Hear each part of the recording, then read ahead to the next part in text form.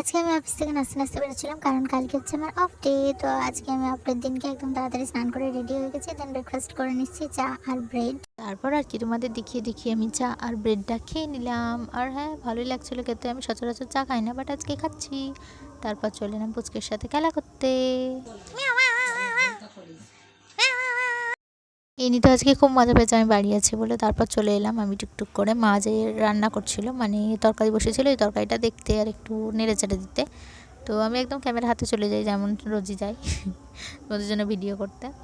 তো জানি না আদেও কতটা সেদ্ধ ফেদ্ধ হয়েছে। মা বললো যেমন যেমন করতে, সেমন ইনস্ট্রাকশন নিয়ে করছিলাম। তারপর মা দিয়ে দিল মুড়ি তরকারি হয়ে যেতে।